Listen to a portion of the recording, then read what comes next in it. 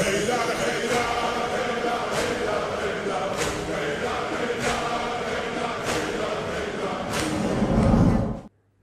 صل على محمد وآل محمد وعجل فرجهم وأهلك عدوهم من الجن والإنس من الأولين والآخرين. أستغفر الله الذي لا إله إلا هو الحي القيوم الرحمن الرحيم ذو الجلال والإكرام وأتوب إليه. أعوذ بالله السميع العليم من الشيطان الرجيم. بسم الله الرحمن الرحيم. اللهم كن لوليك الحجة ابن الحسن صلواتك عليه وعلى آبائه في هذه الساعة وفي كل ساعة وليا وحافظا وقائدا وناصرا ودليلا وعينا حتى تسكنه أرضك طوعا وتمتعه فيها طويلا. اللهم عجل لوليك الفرج واجعلنا من أنصاره وأعوانه وشيعته وخدامه ولا تجعلنا من أعدائه ووفقنا لما تحب وترضى ولا تكلنا إلى أنفسنا طرفة عين أبدا ولا تستبدل بنا غيرنا بحق محمد وآله الطاهرين. اللهم صل على محمد وآل محمد وعجل فرجهم والعن أعداءهم أجمعين. ناظرین کرام، السلام علیکم ورحمۃ اللہ وبرکاتہ. شمیم معرفت کے پچھلے یعنی 5ویں ایپیسوڈ میں شیخ صدوق علیہ الرحمہ اور عقیدہ ولایت کے سلسلے میں ہم نے گفتگو کو سماعت فرمایا، جس میں عنوان بحث یہ تھا کہ شیخ صدوق علیہ الرحمہ نے اپنی مشہور کتاب اعتقادنا میں جو ولایت کا عقیدہ بیان کیا ہے تعلیمات اہل بیت علیہ السلام کی روشنی میں، وہ کچھ اس طرح ہے کہ انہوں نے اپنی کتاب میں لکھا ہے کہ جن لوگوں نے بھی اہل بیت علیہ السلام کا، امیر المومنین علی ابن ابی طالب علیہ السلام کا حق غصب کیا، وہ تمام لوگ وہ ظالمین ہیں، اور خدا اور رسول اور اہل بیت علیہ السلام کے نزدیک یعنی قرآن اور حدیث کے نزدیک یہ لوگ ملعونین ہیں اور یہ ظالم ہیں، ان پر اللہ کی لعنت ہے. اسی سے یہ بات بھی سامنے آئی کہ ولایت کا عقیدہ، اہل بیت علیہ السلام کی ولایت کا عقیدہ اس وقت تک مکمل نہیں ہے جب تک کہ ان کے دشمنوں سے براءت شامل نہ ہو.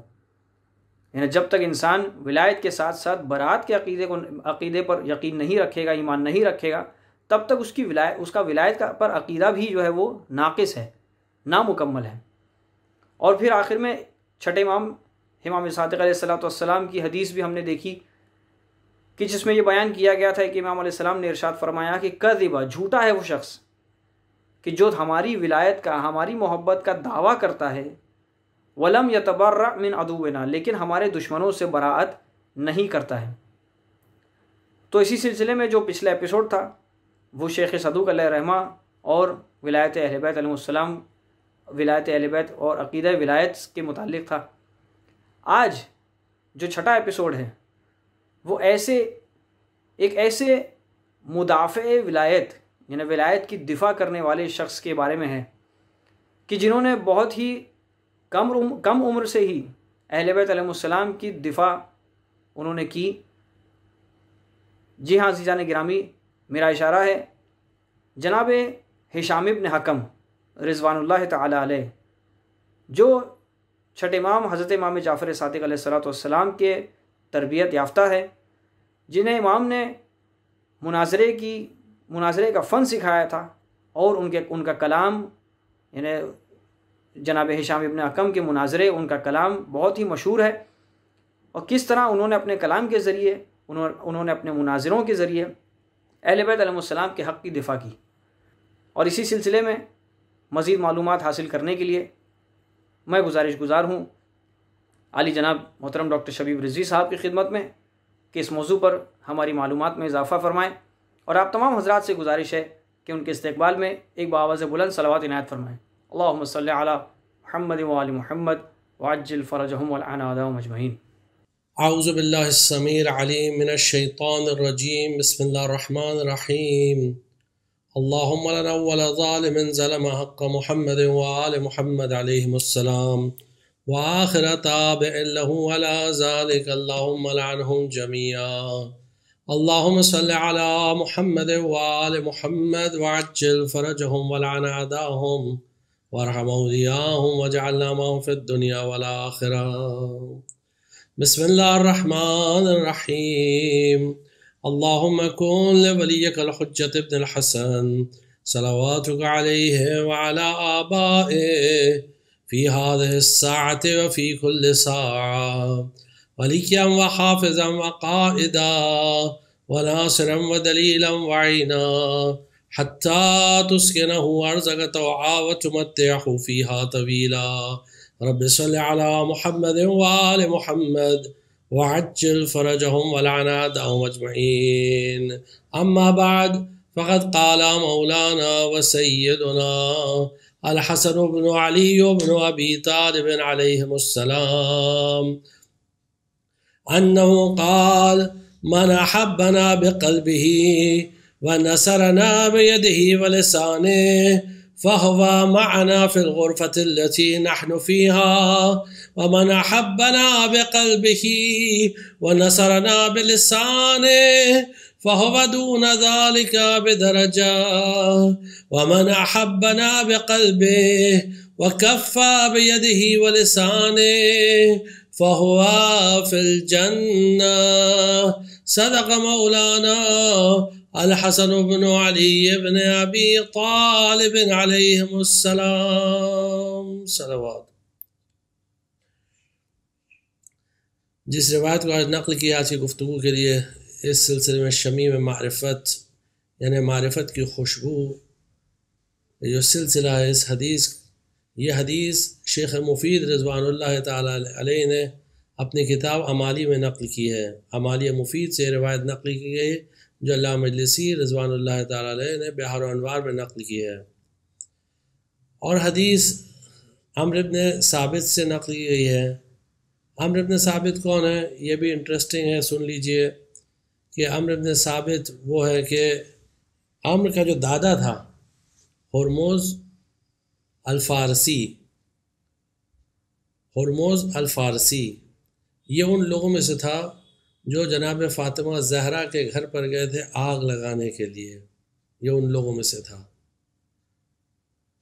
یعنی اہل بیت کا دشمن۔ پھر ہرمز کا بیٹا یعنی عمرو کا باپ ابو المقدام یا ثابت اس کا نام تھا، اور کنیت ابو المقدام تھی۔ یہ وہ تھا کہ جو بطری تھا، یعنی اہل بیت سے بھی محبت کرتا تھا اور ان کے دشمنوں سے بھی محبت کرتا تھا، یعنی اہل بیت کا دشمن خالص دشمن نہیں تھا لیکن دونوں طرف تھا۔ اور عمرو جو ثابت کا بیٹا تھا یہ شدید مولائی اور زبردست شیعہ، متعصب شیعہ تھا کہ جو علی اور آل علی سے بے پناہ محبت کرتا تھا۔ تو یہ روایت عمرو سے نقل کی گئی ہے جو علی اور آل علی علیہ السلام سے بہت زیادہ محبت کرتا تھا، اور اس نے یہ حدیث نقل کی ہے اپنے والد سے یعنی ابو المقدام سے، یعنی ثابت ابن ہرمز سے، اور ثابت نے نقل کی ہے امام حسن مجتبی علیہ السلام سے کہ آپ نے فرمایا کہ من احبنا بقلبہ ونصرنا بیدہ ولسانہ، یعنی جو دل سے ہم سے محبت کرے، ہم سے محبت کرے اور دل سے محبت کرے، اور اپنے ہاتھوں سے اور اپنی زبان سے ہماری مدد کرے۔ تو 3 شرطیں امام نے رکھی ہیں۔ پہلا کیا ہے کہ دل سے محبت کرنا، 1، 2 زبان سے مدد کرنا، 3 ہاتھوں سے مدد کرنا۔ یہ 3 چیزیں اگر کوئی ایسا کرتا ہے فَهُوَ مَعَنَا فِي الْغُرْفَةِ الَّتِي نَحْنُ فِيهَا، تو جنت میں وہ اس کمرے میں ہوگا جس میں ہم ہوں گے، ہمارے منزل ہمارے مقام پر ہوگا، ہمارے ساتھ ہوگا، کیونکہ یہ ہم سے محبت بھی کرتا ہے اور ہماری مدد بھی کرتا ہے، زبان سے کرتا ہے، ہاتھوں سے کرتا ہے۔ اور اس کے بعد فرماتے ہیں وَمَنْ أَحَبَّنَا بِقَلْبِهِ، اور جو دل سے ہم سے محبت کرتا ہے، وَنَصَرَنَا بِلِسَانِهِ، اور زبان سے تو ہماری مدد کرتا ہے لیکن ہاتھوں سے مدد نہیں کرتا، فَهُوَ دُونَ ذَلِكَ بِدَرَجَةٍ، وہ ایک درجہ کم ہوگا جنت میں، ایک لیول، ایک گریڈ لو ہوگا۔ وَمَنْ أَحَبَّنَا بِقَلْبِهِ، اور جو ہم سے محبت کرتا ہے دل سے، وَكَفَّ بِيَدِهِ وَلِسَانِهِ، لیکن نہ زبان سے ہماری مدد کرتا ہے اور نہ ہاتھوں سے ہماری مدد کرتا ہے، صرف محبت کرتا ہے، اور یہ محبت اس کی خالص اور پیور ہے۔ فَهُوَ فِي الْجَنَّةِ، تو وہ بھی جنت میں جائے گا، یعنی اہل بیت سے محبت کرنے والا یقیناً جنت میں جائے گا۔ اس سے ایک درجہ بالا وہ ہوگا جو دل سے محبت کرے گا اور زبان سے مدد کرے گا، وہ بھی جنت میں جائے گا، لیکن وہ بالا ہائی لیول پہ ہوگا۔ لیکن سب سے ہائی لیول پہ وہ ہوگا جو دل سے محبت کرے گا اور ہاتھوں سے بھی مدد کرے گا، زبان سے بھی مدد کرے گا، ہر اعتبار سے اہل بیت کی مدد کرے گا، ان کی نصرت کرے گا، ان کی تائید کرے گا، تو وہ اہل بیت کے ساتھ ان کے غرفہ میں، ان کے کمرے میں جنت میں ہوگا۔ یعنی یہ مقام اس شخص کا ہے جو اہل بیت سے بے پناہ محبت کرتا ہے اور ان کی دفاع کے لیے ہمیشہ تیار رہتا ہے۔ تو آج جو ہمارا موضوع ہے کہ اہل بیت علیہ السلام کی دفاع، اور کیونکہ یہ موضوع بہت ہی وسیع، بہت ہی واسٹ ٹاپک ہے یہ، اور اس میں بہت ساری چیزیں، بہت سارے واقعات موجود ہیں اور بہت سارے لوگوں کے واقعات موجود ہیں، اور کیونکہ ممکن نہیں ہے کہ سارے واقعات ہم لوگ اس سیریز میں کور کریں، اس لیے آج صرف ایک صحابی کا ذکر کرتے ہیں کہ جو اہل بیت سے بے پناہ محبت کرتا تھا، بہت زیادہ، اور ہمیشہ اہل بیت کی دفاع کے لیے آمادہ رہتا تھا اور اس کے لیے کچھ بھی کرنے کے لیے تیار تھا، اس دفاع کے لیے۔ اور اس صحابی کا نام ہے ہشام ابن حکم۔ ہشام ابن حکم جو چھٹے امام کے صحابی تھے، تو ان کے دو واقعات آج آپ کی خدمت میں نقل کرتے ہیں۔ ایک واقعہ تو بہت مشہور ہے، لیکن پھر بھی جوانوں کے لیے اور بچوں کے لیے، کہ دیکھیے دفاع کرنا، اور بالخصوص جب زبان سے یعنی ڈیبیٹس کے ذریعے جب آپ دفاع کرتے ہیں تو اس کے لیے بہت ضروری ہوتا ہے کہ انسان کے پاس نالج ہونا چاہیے، انسان پڑھے لکھے، تاکہ وہ اہل بیت علیہ السلام کی دفاع کر سکے۔ تو ایک شرط تو یہ ہوتی ہے۔ دوسری شرط یہ ہوتی ہے کہ انسان میں شدید عصبیت اور تعصب پایا جانا چاہیے اہل بیت کے فیور میں، یعنی بے پناہ محبت کرے، اہل بیت سے بے پناہ محبت کرے، یعنی یہ پہلی نالج ہے۔ اور دوسری اس کا دل جو ہے وہ اہل بیت کی محبت سے سرشار ہو، لبریز ہو، اتنی محبت کرے، اتنی محبت کرے کہ اگر کوئی اہل بیت علیہ السلام کے خلاف ایک لفظ منہ سے نکالے تو وہ فوراً دفاع کے لیے آمادہ اور تیار ہو جائے۔ یعنی ہشام نے حکم کا واقعہ بیان کرنے سے پہلے آج آپ کو ایک چھوٹا سا یعنی ایک چھوٹی سی ایک امپورٹنٹ چیز آپ کی خدمت میں عرض کرتے ہیں کہ بہت ہی مشہور عالم دین گزرے ہیں علامہ سید اختر رضوی رضوان اللہ تعالیٰ علیہ، جن کا بھی 2002 میں انتقال ہوا، 2002 یعنی 18 سال پہلے۔ زبردست عالم تھے اور بہت زیادہ ان میں یہ جذبہ تھا دفاع کا، تشیع کی، بہت زیادہ، اور بہت زیادہ پڑھے لکھے بھی تھے ماشاءاللہ، بہت زبردست علم و فضل پر فائز تھے۔ تو ایک مخالفین کا ایک میگزین نکلتا تھا رضوان کے نام سے، رضوان۔ اس میگزین میں ایک مخالف نے، ایک اپوننٹ نے ایک آرٹیکل لکھا شیعوں کے خلاف، اور اس میں چند اعتراضات کیے۔ ایک آرٹیکل، اس نے صرف ایک آرٹیکل لکھا، یاد رکھیے اس پوائنٹ کو یاد کریے گا۔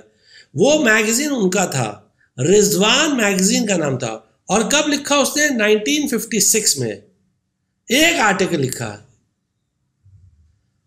علامہ سید اختر رضوی نے جو شیعہ ایک میگزین آج بھی نکلتی ہے لکھنؤ سے، اس زمانے میں کھجوا سے نکلتی تھی، بہار سے نکلتی تھی، اس کا نام تھا اصلاح۔ اصلاح میں اس کا جواب دینا شروع کیا۔ یہ میگزین میں منتھلی تھی اصلاح۔ 1956 سے لے کر 1959 تک ہر مہینے کے ایشو میں علامہ اس کا جواب لکھتے رہے، اس کے ایک ایک پوائنٹ پر جواب دیتے رہے۔ تو دیکھیے علم بھی تھا اور جذبہ بھی تھا دفاع کا۔ تو اس لیے ینگسٹرز سے گزارش یہ ہے کہ خوب علم حاصل کریں، نالج حاصل کریں، اور یعنی قرآن اور روایات اہل بیت کی تعلیمات سے آشنا ہو، جس کے بارے میں شروع میں ابتدا میں اسی لیے اس پر اتنا زور دیا گیا، اور پھر اس کے بعد اہل بیت کی دفاع کریں۔ تو آج جس کا ذکر ہو رہا ہے وہ ہشام ابن حکم ہے۔ ہشام ابن حکم کے متعلق 2 واقعات نقل کرتے ہیں آپ کی خدمت میں، اور آپ بہت غور سے اس واقعے کو سنیے گا۔ اس واقعات کے جو امپورٹنٹ پوائنٹس آپ کو بتاتے ہیں۔ یہ دونوں واقعات جو ہیں یہ اصول کافی میں موجود ہیں، اور اصول کافی کا انگلش ٹرانسلیشن میں موجود ہے، آپ اس کو ریفر کر سکتے ہیں۔ تو یہ واقعہ یونس بن یعقوب نے نقل کیا ہے، اور یونس بن یعقوب کہتے ہیں کہ امام صادق علیہ السلام اپنے کچھ ساتھیوں کے ساتھ بیٹھے ہوئے تھے، اپنے کچھ اصحاب کے ساتھ، صحابی تھے امام کے، جن میں کون کون تھے؟ حمران ابن اعین تھے۔ یہ بھی بڑی شخصیت تھی، بہت بڑی شخصیت، کہ جس کے بارے میں امام نے فرمایا کہ التر حمران، معیار حمران کا معیار ہے، یعنی اگر کسی کو اپنا عقیدہ دیکھنا ہے کہ صحیح یا غلط ہے تو وہ حمران کے عقیدے کو دیکھے۔ حمران ابن اعین جو زرارہ کے بھائی تھے، اور ساتھ میں تھے محمد ابن نعمان جو مومن طاق کے نام سے مشہور تھے۔ پھر اس کے بعد تھے ہشام ابن سالم الجوالیقی، یہ موجود تھے، الطیار موجود تھے، اور ان سب میں ایک جوان بیٹھا تھا جس کا نام تھا ہشام ابن حکم۔ یہ یونس ابن یعقوب نقل کریں۔ اب یہ پورا جو رپورٹ ہے یہ یونس ابن یعقوب کی رپورٹ ہے۔ ایک جوان تھا جس کا نام تھا ہشام ابن حکم۔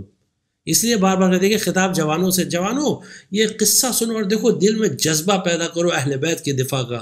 یہ جو جذبہ ہشام میں تھا، امام نے سوال کیا ہشام سے، اے ہشام کیا تم مجھے نہیں بتاؤ گے کہ تم نے عمرو ابن عبید سے کس طرح مناظرہ کیا اور کس طرح تم نے اس سے سوال و جواب کیے؟ ہشام نے عرض کی، یا ابن رسول اللہ، میں آپ کے سامنے زبان نہیں کھول سکتا، آپ کا روب اتنا طاری ہے مجھ پر کہ میری زبان آپ کے سامنے بند ہو جاتی ہے۔ امام نے فرمایا، ہشام جب ہم کوئی بات کہا کریں تو اس پر عمل کیا کرو، جب کوئی حکم دے تو اس کی تعمیل کرو۔ اب امام کا حکم ہو گیا تو ہشام نقل کرنا شروع کرتے ہیں۔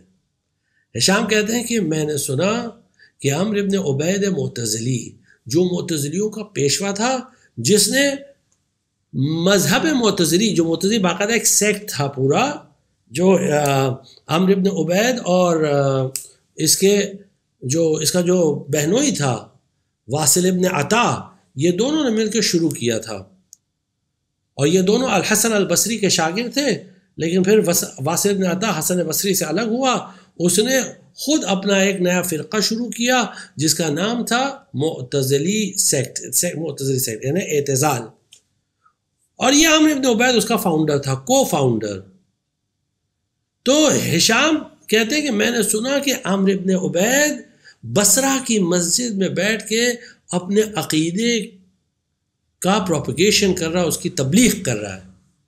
اب یہاں ایک پوائنٹ آپ کو بتا دینا بہت ضروری ہے، اس زمانے میں بصرہ مخالفین کا گڑھ تھا، یعنی جو بصرہ کے لوگ تھے وہ تقریباً سبھی لوگ اس زمانے میں، آج نہیں، آج تو الحمدللہ وہاں اکثریت اہل بیت کے چاہنے والوں کی ہے، اس زمانے میں جو اکثریت تھی تقریباً سب اہل بیت کے دشمن تھے، اور بالخصوص امیر المومنین سے بہت بغض رکھتے تھے، یعنی بہت خطرناک حالات تھے بصرہ کے۔ تو یہ عمرو ابن عبید المعتزلی یہ بصرہ کی جامع مسجد میں بیٹھ کر اور تبلیغ کر رہا تھا اپنے عقیدے کی۔ ہشام کو یہ خبر ملی۔ اب دیکھیے یہاں 2-3 پوائنٹس پہ غور کرے گا۔ ہشام کہتے ہیں کہ جیسے ہی مجھے پتا چلا تو میں فوراً بصرہ گیا۔ دیکھیے ایک تو احساس تھا کہ کوئی شیعہ کے خلاف تبلیغ کر رہا اور میں چپ چاپ اپنی جگہ بیٹھے رہوں، خاموش رہوں کہ نہیں یہ میرا مقصد نہیں، یہ میرا ایم نہیں، نہیں میں ایسا نہیں، نہیں ویسا نہیں، اس طرح جو ہے نا توجیہ سب لوگ جسٹیفیکیشن کرتے ہیں کہ اس سے یہ پرابلم ہوگا، اس سے وہ پرابلم ہوگا۔ ہشام ویسے نہیں تھے، ہشام فوراً اٹھ کر گئے۔ اچھا اگر ہشام غلط کی ہوتی تو امام کو کہنا چاہیے غلط کیا، تم کیوں گئے؟ تم کو خالی تم شیعوں کو دیکھو، بس ان کو دیکھو، ان کا خیال رکھو، تم کو ادھر نہیں جانا چاہیے تھا۔ لیکن ہشام گئے اور کہتے ہیں، اور دوسری بات دیکھیے ہشام کی شجاعت دیکھیے، بہادری دیکھیے کہ دشمنوں کے مجمع میں، دشمن کی جامع مسجد میں، دیکھیے یہ شجاعت ہے، یہ بہادری ہے، علم کے ساتھ شجاعت. اور جا کر انہوں نے کہتے میں نے دیکھا کہ حلقہ در حلقہ سرکلز بنے ہوئے ہیں. پہلے زمانے میں ایسے ہوتا تھا کہ استاد ایک سیٹ پر بیٹھتا تھا، جو سب سے خاص اسٹوڈنٹس ہوتے تھے وہ ایک سرکل میں بیٹھتے تھے، پھر اس کے بعد جو نیکسٹ ہوتا تھا وہ نیکسٹ سرکل میں بیٹھتے تھے، ایسے پھر جتنا لیس امپورٹنٹ لوگ تھے وہ پیچھے، اور پھر بعد میں پبلک جو ہے وہ دور کھڑی رہتی تھی، سنتی تھی، اور استاد پڑھاتا تھا. یہ پہلے کے زمانے میں ہوتا تھا، اور خاص کر مسجدوں میں اس طرح ہوا کرتا تھا. ہشام کہتے ہیں کہ میں حلقوں کو چیرتا ہوا آگے جا کے بیٹھ گیا، اور میں نے کیا دیکھا کہ یہ جو ہے عمرو بن عبید ایک استاد کی شکل میں اپنی سیٹ پر بیٹھا ہوا ہے، اور اون کا ایک اون کے کالی ردا اوڑے ہوئے ہے، اور اس کے اوپر ایک اور ردا، یعنی علم کے اوپر علم، اپنا علم دکھا رہا ہے. واضح نا، ردا، اس کے اوپر ایک اور ردا، اور اس طرح. اور لوگ اس سے سوال پوچھ رہے تھے اور وہ جواب دے رہا تھا، کیونکہ آدمی جب ایک لیول پہ پہنچتا ہے نا تو اس کے ذہن میں یہ بات آ جاتی ہے، بھائی مجھ سے سوال پوچھو، جو پوچھنا ہے پوچھو، میں تمہارے سوالوں کا جواب دوں گا. جیسے ابن جوزی نے بھی کیا تھا، اس سے پہلے نقل کر چکے آپ کی خدمت میں کہ ابن جوزی بھی کہتا ہے کہ سلونی قبل ان تفقدونی. ویسے یہ لوگ بھی تھے کہ پوچھو، جو پوچھنا ہے پوچھو. عمرو بن عبید بول رہا پوچھو، اور لوگ پوچھ رہے تھے اور یہ جواب دے رہا تھا. ہشام کہتے ہیں میں بالکل جو قریب کا جو حلقہ تھا وہاں جا کر میں بیٹھ گیا، اور میں اپنے گھٹنوں کے بل بیٹھا، کیونکہ ہشام اس وقت جوان تھے اور ایک دم کلیئرلی ان کو دیکھنا تھا، تو کہتے ہیں میں اپنے گھٹنوں کے بل بیٹھا.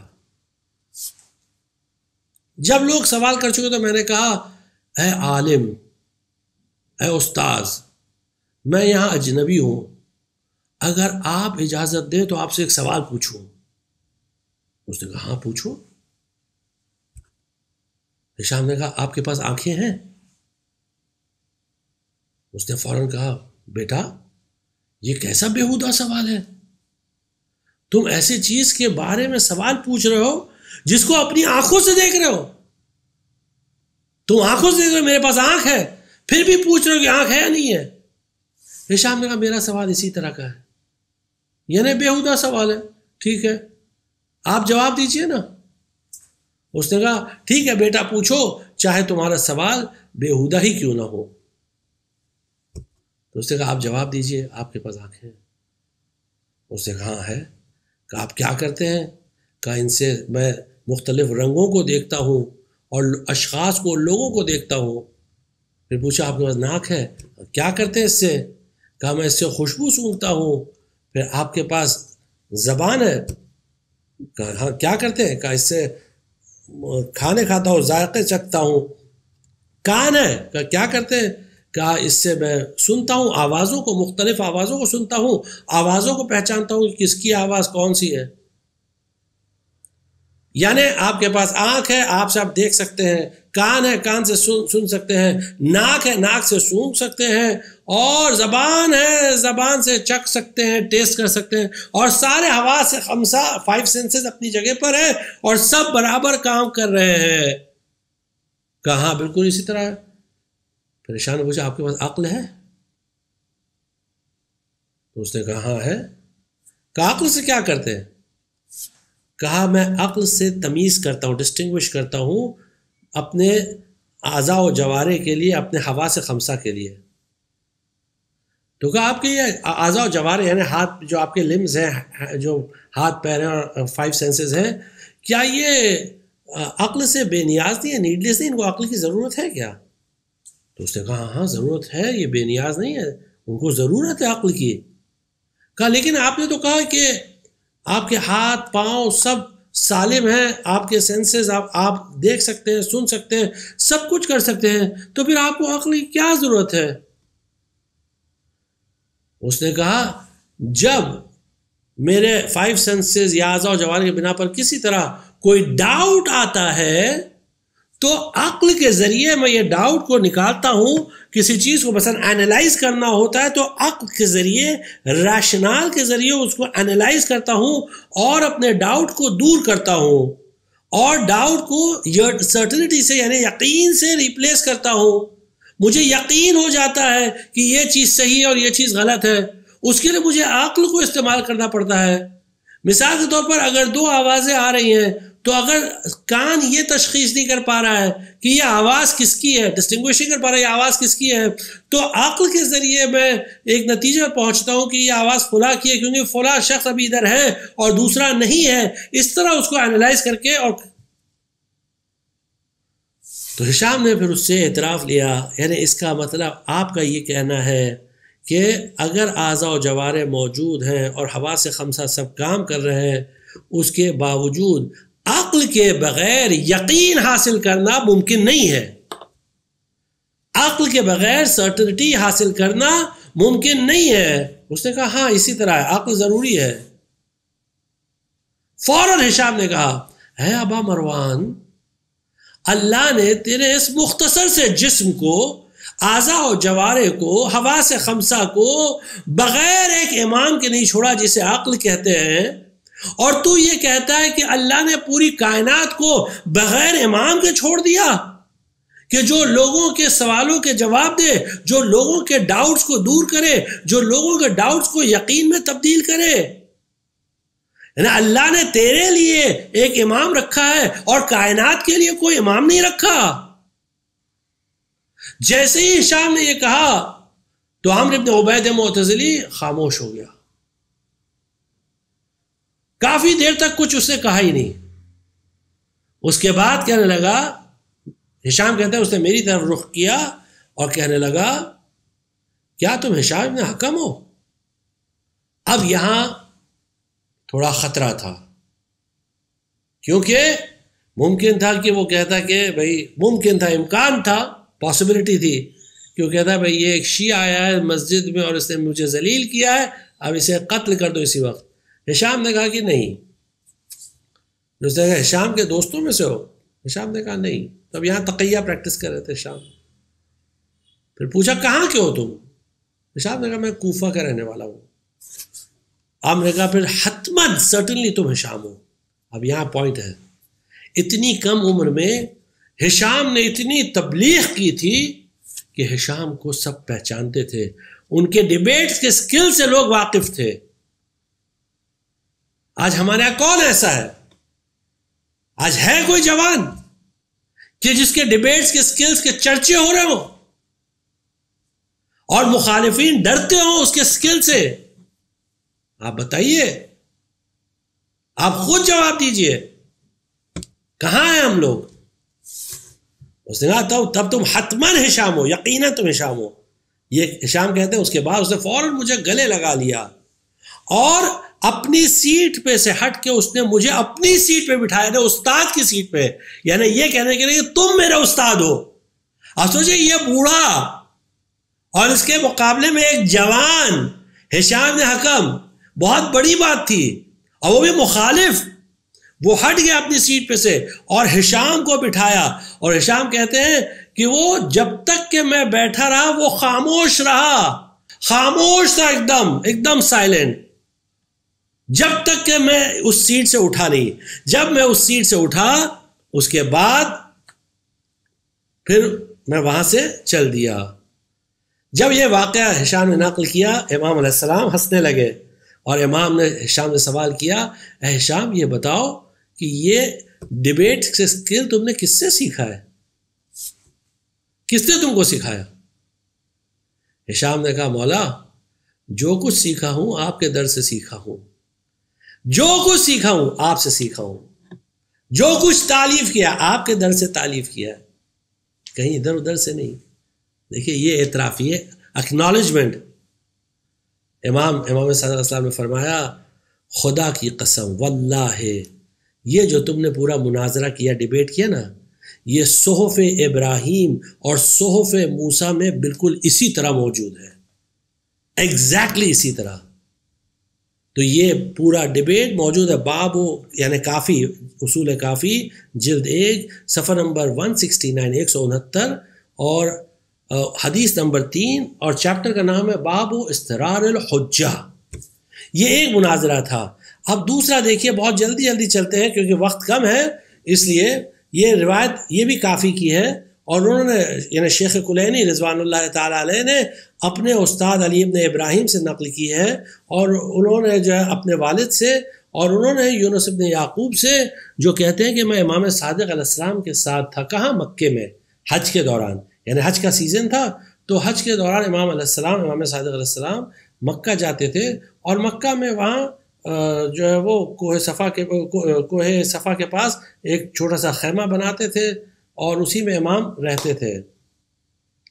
تو یہاں کہتے ہیں کہ میں امام کے ساتھ تھا کہ ایک شامی آیا، ایک سیرین، اور آپ جانتے ہیں سیریا بھی اس زمانے میں اور آج بھی یعنی کافی حد تک یعنی یہ گڑھ تھا مخالفین کا، کیونکہ وہاں معاویہ اور دیگر جو بنی امیہ اور بنی مروان کے لوگوں نے جو شیعہ کے خلاف تبلیغات کی، اس کا نتیجہ یہ تھا کہ وہ پورا گڑھ بن گیا تھا. تو ایک شامی آیا اور یہ مخالف تھا شدید، اور کہنے لگا کہ انا صاحب کلام و فقہ و فرائض، میں ایک متکلم ہوں، یعنی علم کلام پریکٹس کرتا ہوں، یعنی ڈیبیٹ کرتا ہوں. علم کلام یعنی ایک سائنس ہے اسلام میں، جس میں جو متکلم ہوتا ہے وہ دین کے دائرے میں یعنی دین کو ریشنلی عقلاً ثابت کرتا ہے، اسے کہتے ہیں علم کلام. اسے کہتے ہیں علم کلام، یعنی اس میں جو دائرہ ہوتا ہے وہ دین کے دائرے میں ڈسکشن ہوتا ہے. اور پھر اس کے بعد کہتا ہے کہ میں فقیہ بھی ہوں اور میں اہل فرائض ہوں، یعنی فرائض انجام دیتا ہوں، جو بھی میری ڈیوٹیز ہیں یعنی واجبات، یعنی اہل عمل بھی ہوں. میں آپ کے شاگردوں سے، آپ کے صحابیوں سے مناظرہ کرنے آیا ہوں. اس نے امام صادق علیہ السلام کی خدمت میں اس طرح جسارت کی، بدتمیزی کی. امام نے اس سے سوال کیا. اچھا امام نے دیکھیے، اب امام کا رول دیکھیں، امام نے اسے یہ نہیں کہا بدتمیز ہو، تم کو تمیز نہیں بات کرنے کی، چلے جاؤ ادھر سے. نہیں، یہ اہل باطل کا طریقہ ہوتا تھا، اہل بیت کا طریقہ یہ نہیں ہوتا تھا. ٹھیک ہے، سوال پوچھنے والا آیا ہے، سوال کا جواب دینا ہے. امام نے اس سے سوال کیا، یہ بتاؤ کہ جو تم کلام کی بات کر رہے ہو، یہ کلام تمہاری طرف سے ہے یا رسول اللہ کا کلام ہے؟ یہ رسول اللہ سے تو تم نے لیا ہے. اس نے کہا کہ یہ کلام دونوں کا مکسچر ہے، یعنی میرا کلام بھی ہے اور اس میں رسول اللہ کلام بھی، میں نے علم کلام میں نے رسول اللہ کا ملایا، یعنی میری سائنس بھی ہے اور رسول اللہ کی سائنس بھی، میرا علم بھی ہے رسول اللہ کا علم، دونوں ملا کے، دونوں علم ملا کے میں نے یہ علم بنایا ہے. امام نے اس سے پوچھا کہ اس کا مطلب یہ کہ تم تو رسول اللہ کے شریک ہو گئے، تم تو رسول اللہ کے پارٹنر ہو گئے. اس نے کہا نہیں ایسا نہیں ہے. امام نے پوچھا اگر پھر ایسا نہیں ہے تو کیا تم پر وحی نازل ہوتی ہے جو تمہیں خبر دیتی کہ تمہارا کلام اس طرح ہونا چاہیے، اس طرح ہونا چاہیے؟ تو اس نے کہا نہیں ایسا بھی نہیں، کوئی وحی بھی مجھ پر نازل نہیں ہوتی ہے. امام نے پھر سوال کیا تو کیا تمہاری اطاعت اسی طرح واجب ہے جس طرح رسول اللہ کی اطاعت واجب تھی؟ رسول اللہ کی اوبیڈینس واجب تھی، تمہاری بھی اوبیڈینس واجب ہے؟ اس نے کہا نہیں، میری اوبیڈینس واجب نہیں ہے. تو نہ تمہارا کلام تم نے رسول اللہ سے لیا، نہ تم رسول اللہ کے پارٹنر ہو، نہ تم پر وحی نازل ہوتی ہے، نہ تمہاری اطاعت واجب ہے، نہ تم معصوم بھی نہیں ہو، یعنی تم سے غلطیاں ہو سکتی ہیں. تو جب یہ سب کچھ ہے تو پھر تم کیا لے کر آئے ہو؟ امام نے رخ کیا یونس بن یعقوب کی طرف، اپنے صحابی کی طرف، اور یونس بن یعقوب سے کہا اے یونس بن یعقوب، اس نے مناظرہ شروع کرنے سے پہلے اپنے آپ کو شکست دے دی، یعنی خود شکست کھا گیا. اے یونس، اگر تم مناظرہ کرنا جانتے تو میں تم کو کہتا کہ اس سے مناظرہ کرو. یونس کہتے ہیں کہ اس دن میں بہت پچھتا رہا تھا کہ میں نے کیوں مناظرہ کرنا نہیں سیکھا، ڈیبیٹ کرنا کیوں نہیں سیکھا. لیکن میں نے کہا امام سے جوئل تو فداک، میری جان آپ پر قربان ہو، آپ نے ہی تو منع کیا کہ جدال نہ کیا کرو، اور آپ نے ہی تو کہا نا کہ واہ ہو متکلمین پر کہ وہ لوگ کہتے ہیں کہ اس چیز کی تنقید ہو سکتی ہے، اس کی تنقید نہیں ہو سکتی ہے، اس کی تنظیم ہو سکتی ہے، اس کی تنظیم نہیں ہو سکتی ہے، اس کو سمجھا جا سکتا ہے، اس کو سمجھا نہیں جا سکتا ہے. آپ ہی نے تو کہا تھا کہ کلام مت کرو. امام نے فوراً وضاحت کی کہ یعنی تم سمجھے نہیں ہم نے کیا کہا. امام نے وضاحت کی، اے یونس ابن یعقوب، میں نے جن لوگوں کی مذمت کی، جن کو میں نے کرٹیسائز کیا، جن کو کنڈیم کیا، یہ وہ لوگ تھے جو ہمارے قول کو چھوڑ کر، یعنی اہل بیت کی تعلیمات کو چھوڑ کر اپنی رائے سے گفتگو کرتے ہیں، خود اپنی دلیلیں بناتے ہیں. اہل بیت کی دلیلوں کو چھوڑ کر، ان کی حدیثوں کو چھوڑ کر خود اپنی دلیلیں بناتے ہیں. پھر امام نے کہا جاؤ یونس، جاؤ باہر جاؤ، اور ہمارے جو متکلمین ہیں، جو ڈیبیٹرز ہیں، ان میں سے جو تم کو ملے ان کو لے کر آؤ، ان کو بلاؤ اس شامی سے ڈیبیٹ کرنے کے لیے. تو یونس گئے اور وہ حمران کو لے کر آئے، حمران ابن عیان کو، جو اچھا مناظرہ کرتے تھے، اچھے ڈیبیٹر تھے.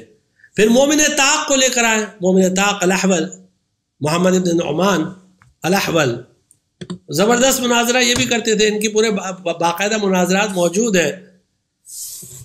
پھر اس کے بعد ہشام ابن سالم الجوالیقی، یہ بھی اچھے صحابی تھے امام کے، ان کو لے کر آئے. اور قیس الماصر کو لے کر آئے، جو یونس کہتے ہیں کہ میرے مطابق سب سے اچھے مناظرہ ڈیبیٹ کرنے والے یہ تھے، قیس الماصر. کیونکہ انہوں نے ڈیبیٹ کرنے کا طریقہ خود امام زین العابدین علیہ السلام سے سیکھا تھا. اور آج یہ امام صادق علیہ السلام کا زمانہ، اور بوڑھے بھی تھے، ضعیف تھے. ان سب کو لے کر آئے، یہ سب بیٹھ گئے. اور یہاں قیس الماصر کے بارے میں ایک بات آپ کی خدمت میں عرض کر کے آگے بڑھتے ہیں. یہ قیس الماصر دیکھیے امام کے کتنے چاہنے والے تھے. امام زین العابدین علیہ السلام سے انہوں نے پورا ڈیبیٹ کرنا سیکھا. آج امام صادق علیہ السلام کے ساتھ ہیں، 3 اماموں کا زمانہ دیکھا انہوں نے. لیکن اس کے باوجود آپ جانتے ہیں کہ ان کا بیٹا ابن قیس الماصر، ابن قیس، یہ گمراہ ہو گیا اور یہ مخالفین کے ساتھ اٹھتے بیٹھا، یہ بطری ہو گیا. یعنی شیعہ مذہب کو چھوڑ کر، رافضی کو چھوڑ کر، رفض کو چھوڑ کر، اور بطری ہو گیا. اس لیے ہم لوگوں کو ہمیشہ خود اپنے لیے بھی دعا کرنا چاہیے، ہمیشہ ہر نماز کے بعد یا نماز کے دوران، ہمیشہ جب بھی ہو سکے اپنے لیے بھی ہدایت کے لیے دعا کرنا چاہیے، اور اپنے بچوں کے لیے بھی مسلسل دعا کرنا چاہیے کہ خدایا ہم کو اور ہماری اولاد کو راہ راست پہ رکھنا، اور جتنا ہو سکے کوشش کریں کہ ہم ان کو ایسی تعلیمات دیں، ان کے دل میں اہل بیت کی محبت ڈالیں، اہل بیت کی محبت ان کے دلوں میں اس طرح ڈالیں کہ وہ ہمیشہ اہل بیت سے محبت کریں، اہل بیت سے محبت کریں، راہ راست پر ہیں. خیر، جب سب بیٹھ گئے، یہ امام کے اصحاب جتنے صحابی سب بیٹھ گئے، اور ابھی حج کو تھوڑے دن باقی، حج شروع نہیں ہوا تھا. امام اس خیمے میں رہتے تھے کہ امام نے ایک مرتبہ یعنی دیکھا اس میں ہشام نہیں تھے، ان لوگوں میں ہشام ابن حکم. تو امام نے اپنا سر خیمے کے باہر نکالا اور دیکھا کہ ایک اونٹ آہستہ آہستہ چل کے آ رہا ہے. امام نے آواز دی، ہشام ورب الکعبہ، ہشام خدا کی قسم، ہشام آ جاؤ ہشام. یعنی امام کی خوشی دیکھیے، ہشام کو دیکھنے پر امام وقت خوش ہو رہا ہے، ہشام ورب الکعبہ. تو امام کی خوشی کو دیکھ کر یونس کہتے ہیں کہ ہم لوگ سمجھے کہ یہ وہ ہشام ہے جو مسلم ابن عقیل کی اولاد میں سے تھے، مسلم ابن عقیل کی نسل میں سے تھے، اور جن سے امام صادق علیہ السلام بے پناہ محبت کرتے تھے، بہت زیادہ محبت کرتے تھے. تو ہم لوگ سمجھے کہ یہ وہ آ گئے، یعنی بنی ہاشم کا جوان آ گیا ہے، اس لیے امام اتنا خوش ہو رہے ہیں. لیکن جیسے ہی وہ داخل ہوئے تو ہم نے دیکھا یہ تو ہشام ابن حکم ہے. اور یونس کہتے ہیں یہ تو اتنا جوان تھا کہ اس کی داڑھی بھی نہیں نکلی تھی، یعنی مشکل سے 16 17 سال 18 سال اس سے نہیں، بس ابھی تھوڑی تھوڑی داڑھی تھی بس. اور یہ جتنے اصحاب بیٹھے تھے امام کے سب سے کم عمر تھے، ینگسٹ. دیکھیے ابھی ایک ڈیبیٹ آپ سن چکے عمرو بن عبید والا، اب یہ دوسرا ڈیبیٹ یہاں سے شروع ہوتا ہے. اگر سے حدیث تھوڑی لمبی ہے لیکن ابھی کیونکہ وقت نہیں ہے اس لیے اس کو کٹ شارٹ کر رہے ہیں. تو امام نے پہلے حمران سے کہا حمران تم اس سے مناظرہ کرو. حمران نے ڈیبیٹ کیا, اس شامی کو ڈیفیٹ کر دیا, شکست دی اس کو. پھر امام نے مومن طاق سے کہا طاقی تم ڈیبیٹ کرو. تو طاقی نے ڈیبیٹ کیا, مومن طاق نے محمد نعمان الاحول نے ڈیبیٹ کیا اور انہوں نے شکست دی اس کو. پھر امام نے ہشام نے سالم سے کہا ہشام نے سالم سے کہا, ہشام نے حکم نہیں, ہشام نے سالم سے کہا ہشام تم مناظرہ کرو. تو ہشام نے سالم نے مناظرہ کیا لیکن دونوں ایسا ڈیبیٹ کرتے رہے کہ نہ ان کی جیت ہوئی نہ ان کی جیت, دونوں نہ ان کی شکست ان کی شکست, دونوں لاکڈ ان ہو گئے نا, ڈرا. پھر امام نے قیس معاصر سے کہا قیس تم مناظرہ کرو. اب جب قیس نے ڈیبیٹ کرنا شروع کیا تو شامی کی حالت اتنی غیر ہو گئی تھی, اتنی بری اس کی حالت ہو گئی تھی امام کے ساتھیوں سے ڈیبیٹ کرتے کرتے کہ امام اس کی حالت پر ہنسنے لگے, اور یعنی جو قیس نے اس کی حالت کر دی مناظرے میں کہ امام کو ہنسی آنے لگی. پھر امام نے کہا اے ہشام, امام نے اس شامی سے کہا اے شامی تو نے اب تک ان لوگوں سے مناظرہ کر لیا نا, اب اس لڑکے سے مناظرہ کر. اور ہشام کی طرف اشارہ کیا, لڑکا کہہ کر اس بچے سے مناظرہ کر. یعنی ہشام بچے تھے اس ٹائم پہ. اب دیکھیے کیا پوزیشن ہے, جوانوں سے خطاب ہے. کیا یہ جذبہ نہیں ہے کہ ہم امام زمان کے ہشام بنے, ہم امام زمان کی دفاع کرنے والے بنے, ہم اپنے امام وقت کے ہشام بنے؟ لیکن اس کے لیے علم ضروری ہے, اس کے لیے شجاعت ضروری ہے, تمام یہ سب کوالٹیز ضروری ہے. اس بچے سے اس شامی نے جبکہ شکست اتنی کھا چکا تھا, اتنا ڈیفیٹ ہو چکا, اس کو مل چکی تھی, اس کے بعد اس نے ہشام سے کہا بچے تم مجھے اس آدمی کی یعنی بہت ہی برے انداز میں, غلط انداز میں, یعنی جسارت اور بدتمیزی کے انداز میں اس نے کہا اس آدمی کی امامت کے بارے میں بتاؤ, ثابت کرو اس کی امامت. اس طرح بدتمیزی کی. یونس کہتے ہیں جیسے ہشام نے سنا تو غصے میں ہشام کانپنے لگے. دیکھیے یہ عصبیت, یہ محبت کہ اگر آپ کے امام کی کوئی جسارت کرے, اگر اہل بیت میں سے کسی کی جسارت ہو تو ہماری عصبیت, ہماری محبت, ہمارا تعصب, یعنی جو ہمارے جذبات ہیں وہ خاموش نہیں رہنا چاہیے. یار ٹھیک ہے ابھی کیا کریں, جانے دو, ابھی وہ تو کر رہے ہیں. نہیں, ہمیں خاموش نہیں رہنا چاہیے ہشام کی طرح کہ نہیں کیسے وہ کہہ کے نکل سکتا ہے. ہشام نے کہا اے شامی تو بتا کہ تیرا پروردگار تجھ پہ زیادہ رحم کرتا ہے یا تیرا پروردگار اپنی مخلوقات پہ زیادہ رحم کرتا ہے یا مخلوقات خود اپنے اوپر رحم کرتے ہیں؟ تو اس نے کہا یقیناً میرا پروردگار مخلوقات پر زیادہ رحم کرتا ہے بنسبت کہ مخلوقات خود اپنے اوپر کرے. ہشام نے پوچھا پھر اللہ نے اپنا رحم اپنا کرم بندوں پر کیسے دکھایا؟ اور شامی نے کہا اللہ نے ان کے لیے ایک حجت رکھی, ایک رہنما, ایک گائیڈ رکھا تاکہ وہ لوگ یہاں وہاں نہ بھٹکے, اور اگر ان میں کوئی آپس میں اختلاف ہو تو یہ رہنما, یہ گائیڈ, یہ ہادی, یہ ان کو ایک کرے, ان کی جو ان کی کجیاں ہیں, جو ان کا ٹیڑھا پن ہے اس کو سیدھا کرے اور ان کو بتائے کہ ان کی کیا ذمہ داریاں ہیں اپنے پروردگار کے لیے. ہشام نے پوچھا کہ یہ رہنما, یہ ہادی کون ہے, یہ گائیڈ کون ہے؟ اس نے کہا رسول اللہ صلی اللہ علیہ وآلہ. ہشام نے کہا رسول اللہ کے بعد کون ہے؟ اس نے کہا کتاب اور سنت. عام طور سے مخالفین یہی کہتے ہیں کتاب اور سنت. تو ہشام نے کہا اگر کتاب اور سنت کافی ہے تو سیریا سے ادھر تک کیوں آیا ہے ہمارے آپس کے اختلافات کو دور کرنے کے لیے؟ یعنی ہم میں اختلافات ہیں اور دونوں بھی قرآن اور سنت کو استعمال کر رہے ہیں اور ہمارے اختلافات دور نہیں ہوئے, دونوں بھی قرآن کو استعمال کر رہے ہیں. یعنی وہ بھی قرآن سے دلیل لا رہا ہے, ہم بھی قرآن سے دلیل لا رہے ہیں. اب وہ شامی خاموش ہو گیا, اس کے پاس کوئی جواب نہیں, کیونکہ اختلاف تو ہے ہی ہے. تو امام نے پوچھا کہ جواب کیوں نہیں دے رہا ہے؟ خاموش کیوں ہے؟ اس نے کہا کیا جواب دوں؟ اگر میں کہتا ہوں کہ اختلاف نہیں ہے تو میں جھوٹ بول رہا ہوں کہ اختلاف تو ہے ہی ہے. اگر میں کہتا ہوں کتاب اور سنت ہمارے اختلافات کو دور کرتے ہیں تو خود میں اپنی دلیل کو کاٹ رہا ہوں، کیونکہ قرآن کے خود بہت سارے لوگ اپنی اپنی توجیہ کرتے ہیں، اپنے انٹرپریٹیشن کرتے ہیں، اپنی اپنی تفسیر کرتے ہیں قرآن کی. اور اگر میں یہ کہتا ہوں کہ ہم لوگ دونوں میں اختلاف ہے اور دونوں بھی صحیح ہے تو پھر میں غلط ہوں، کیونکہ قرآن اور سنت اس کا مطلب ہم کو فائدہ نہیں پہنچا رہے ہیں.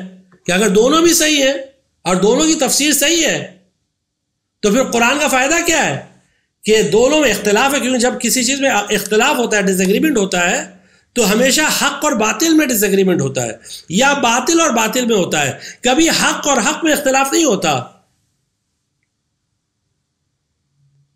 تو اب میں کیا جواب دوں؟ امام صادق علیہ السلام دیکھیے انصاف پسند، دیکھیے امام نے کہا تو شامی جو سوال ہشام نے تجھ سے پوچھا تھا وہی سوال تو ہشام سے کیوں نہیں پوچھتا؟ اس نے کہا کہ ٹھیک ہے. ہشام سے کہا اس نے یہ بتاؤ کہ پروردگار اپنے مخلوقات پر زیادہ رحم کرتا ہے یا مخلوقات خود اپنے اوپر زیادہ رحم کرتے ہیں؟ ہشام نے کہا پروردگار اپنے مخلوقات پر زیادہ رحم کرتا ہے بنسبت مخلوقات کے کہ وہ اپنے پر رحم کریں. تو شامی نے کہا تو کیا اس نے کسی کو رکھا ہے بطور ہادی جو ان کی ہدایت کرے، جو ان کے کجی پر یعنی ان کے ٹیڑھے پن کو سیدھا کرے اور جو ان کو بتائے کہ حق کیا اور باطل کیا ہے؟ کیا کسی کو ایسا رکھا ہے؟ ہشام نے کہا ہاں، رسول اللہ کے زمانے میں رسول اللہ صلی اللہ علیہ وآلہ وسلم تھے، اور آج کے زمانے میں تو اس نے شامی نے پوچھا آج کے زمانے میں کون ہے؟ تو ہشام نے کہا یہ مرد بزرگوار جو یہاں تشریف فرما ہے، یہ وہ ذات کہ جن کی طرف لوگ آتے ہیں ان کی خدمت میں حاضر ہوتے ہیں، اور یہ ہم کو خبر دیتے ہیں آسمانوں کی اور زمینوں کی، اور یہ وہ علم ہے جو ان کو آباء و اجداد سے ملا ہے. یعنی ہشام اس حدیث میں امام صادق علیہ السلام اور تمام ائمہ کے علم غیب کو ثابت کر رہے ہیں، جو آج کل عام طور سے کچھ شیعہ ایسے پیدا ہو گئے، شیعہ ایٹ لیسٹ وہ دعویٰ کرتے ہیں جو امام کے علم غیب کا، ائمہ کے علم غیب کا انکار کرتے ہیں. تو ہشام نے کہا یہ آپ کو خبر دیں گے. اب جب جیسے ہی شامی نے سنا اس نے کہا اس کی دلیل کیا ہے؟ ہشام نے کہا جو ان سے پوچھنا ہو پوچھو، یہ جواب دیں گے. شامی نے کہا تم نے ساری عذر میرے لیے ختم کر دی، ساری حجتیں تمام کر دی، اب میرے پاس کوئی آپشن بچا ہی نہیں سوائے کہ میں ان سے سوال کروں. اب اس سے پہلے کہ وہ سوال کرے امام صادق علیہ السلام نے خود جواب دینا شروع کیا.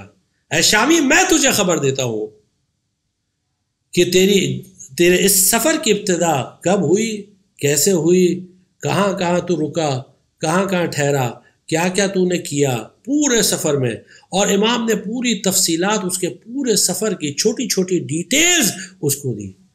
جب امام نے ساری چیزیں بیان کی تو اس شامی نے کہا یقیناً آپ نے سچ کہا ہے اور میں اب آپ کی امامت اور ولایت کا اقرار کرتا ہوں، میں اسلام لاتا ہوں.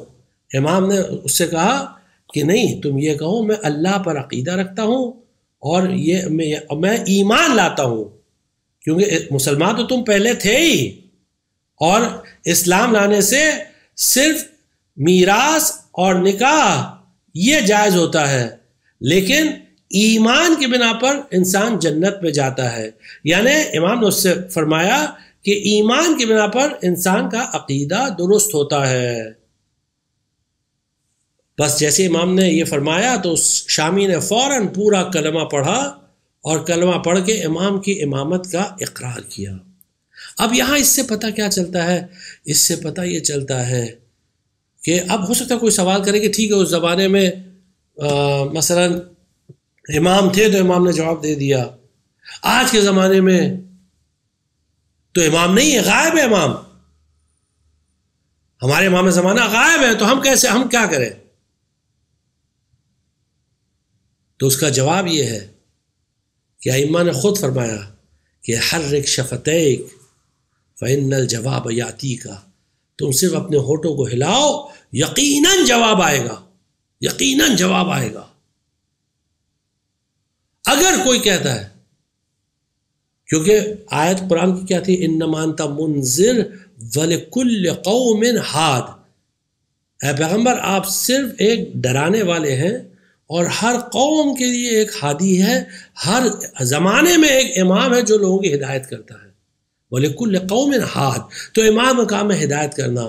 تو اگر وہ کہے کہ کون ہے، تو آپ کہیے کہ تم اس امام سے طلب کرو جو آج امام زندہ ہے، یقیناً امام اس کی ہدایت کریں گے۔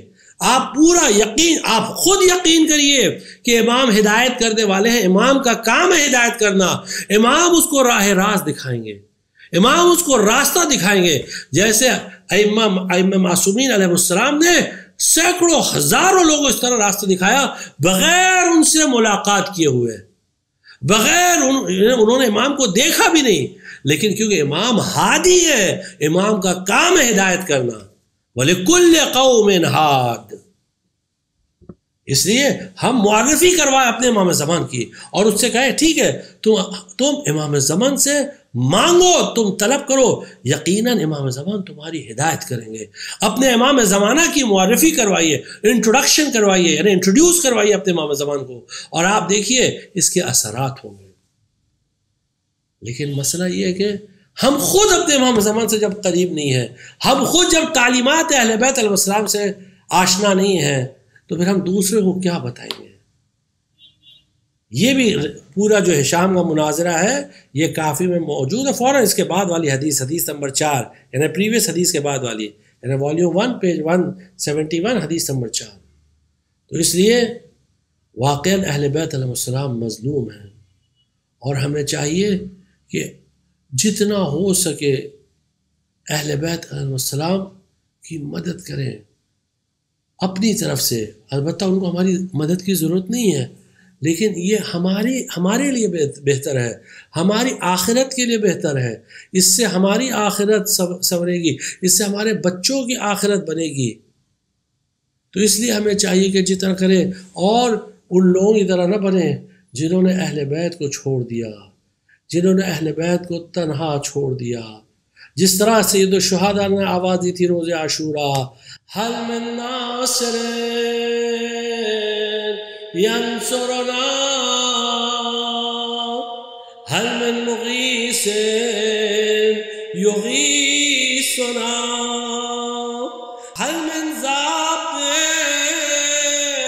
یزق عن حرم رسول اللہ صلی اللہ علیہ وآلہ۔ ہے کوئی جو میری مدد کرے گا، ہے کوئی جو میری نصرت کرے گا، ہے کوئی جو ہمیں پناہ دے گا، ہے کوئی جو حرم رسول کی دفاع کرے گا۔ تو ہم کہیں یا صاحب الزمان، جتنی بھی ہماری صلاحیت ہے، ہم جانتے ہیں کہ ہم جاہل ہیں، ہم میں کوئی صلاحیت نہیں ہے، ہم میں کوئی استطاعت نہیں ہے، پھر بھی جو بھی تھوڑا بہت ہے ہم کوشش کریں گے اپنے میں صلاحیتوں کو پیدا کریں، ابیلٹیز کو پیدا کریں، کیپیسٹیز کو ڈیولپ کریں، اور آپ کی دفاع کریں گے، علم حاصل کریں گے، نالج حاصل کریں گے، اور آپ کی ولایت کو ڈیفینڈ کریں گے، تاکہ آپ کا جو بھی تھوڑا بہت ہم آپ کے لیے ہم کر سکتے ہیں وہ کریں۔ وآخر دعوانا الحمد للہ رب العالمین۔ اللہم صلی علی محمد وآل محمد وعجل فرجہم واہلک عدوہم من الجن والانس من الاولین والآخرین۔ ہم ممنون و مشکور ہیں محترم ڈاکٹر شبیب رضوی صاحب کے کہ انہوں نے جناب ہشام ابن حکم کے مناظروں کے ذریعے اس بات کو ہمارے لیے بالکل واضح کر دیا کہ ولایت اہل بیت علیہ السلام کی دفاع میں، ان کی دفاع کرنے کے لیے ایج، عمر کوئی کرائٹیریا نہیں ہوتی، عمر کوئی معیار نہیں ہے۔ انسان کی عمر چاہے کم ہی کیوں نہ ہو، اگر اس میں ہمت ہے، اگر اس کی نیت صاف ہے اور اس کے اندر دینی غیرت پائی جاتی ہے، تو وہ اہل بیت علیہ السلام کے حق کی دفاع کر سکتا ہے، اور بالخصوص ایسے موقع پر اسے اللہ کی طرف سے بالخصوص خاص اس کو تائید حاصل ہوگی اور اللہ اسے توفیق دے گا کہ اہل بیت علیہ السلام کے حق کی دفاع کر سکے، اور اس کا حقیقی اجر و ثواب تو انشاءاللہ موت کے بعد ہی انسان کو نصیب ہوگا۔ تو آئیے اس اہل بیت علیہ السلام کے حق کی دفاع کرنے کے سلسلے میں 4 مصرعے سماعت فرماتے چلیں کہ حسین کرب و بلا سے جو کرتے ہیں تائید، حسین کرب و بلا سے جو کرتے ہیں تائید، تو جانشین محمد نجف سے بولتے ہیں۔ حسین کرب و بلا سے جو کرتے ہیں تائید، تو جانشین محمد نجف سے بولتے ہیں، اور علی کے حق میں جو لب کھولتا ہے دنیا میں، علی کے حق میں جو لب کھولتا ہے دنیا میں، علی لحد میں اسی کی طرف سے بولتے ہیں، علی لحد میں اسی کی طرف سے بولتے ہیں۔ اور انشاءاللہ جو بھی ولایت اہل بیت علیہ السلام کی دفاع کرے گا، مولا کائنات اس کی طرف سے ضرور بولیں گے، اور خداوند عالم سے یہی دعا ہے کہ ہمیں دنیا میں اہل بیت علیہ السلام کی ولایت کے سائے میں زندگی بسر کرنے کی توفیق عنایت فرمائے، اور مرتے دم تک ان کی ولایت پر ثابت قدم رہنے کی توفیق عنایت فرمائے، اور مرنے کے بعد انشاءاللہ لحد میں قیامت میں اہل بیت علیہ السلام کی شفاعت نصیب فرمائے۔ عزیزان گرامی، آخر میں ایک اعلان سماعت فرماتے چلیں کہ کل بروز اتوار جو ہمارا ایک اور پروگرام الحمدللہ پچھلے ہفتے شروع ہوا ہے، جو دین اور سائنس سے متعلق ہے، جسے خطاب فرما رہے ہیں عالی جناب حجت الاسلام مولانا سید ابو طالب طباطبائی صاحب، آپ حضرات سے گزارش ہے کہ کل بروز اتوار ہندوستان کے 9:30 بجے شب میں ضرور اس پروگرام کو دیکھیں، اور اس پروگرام دین اور سائنس سے متعلق اور بالخصوص اس شمیم معرفت پروگرام سے متعلق بھی آپ حضرات کے جو بھی سوالات ہیں انہیں یاد سے ہمارے واٹس ایپ نمبر جو ہے +91 8070 151412 اس نمبر پر ضرور آپ اپنے سوالات وائس میسج کے ذریعے یا ٹیکسٹ میسج کے ذریعے بھیجتے رہیں، اور ہمیں اپنی دعاؤں میں یاد رکھیں۔ آئیے آخر میں اس پروگرام کا اختتام دعا امام زمان علیہ السلام سے کریں۔ اعوذ باللہ السمیع العلیم من الشیطان الرجیم، بسم اللہ الرحمن الرحیم، اللہم کل ولیک الحجۃ ابن الحسن صلواتک علیہ وعلی آبائہ فی هذه الساعة وفی کل ساعة ولیا وحافظا وقائدا وناصرا ودلیلا وعینا حتی تسکنہ ارضک طوعا وتمتعہ فیہا طویلا، رب صل علی محمد وعلی محمد وعجل فرجہم والعن اعداءهم اجمعین۔ اسی کے ساتھ ناظرین آپ سے اجازت چاہتے ہیں، اگلے ہفتے پھر ملاقات ہوگی انشاءاللہ، تب تک التماس دعا، فی امان اللہ۔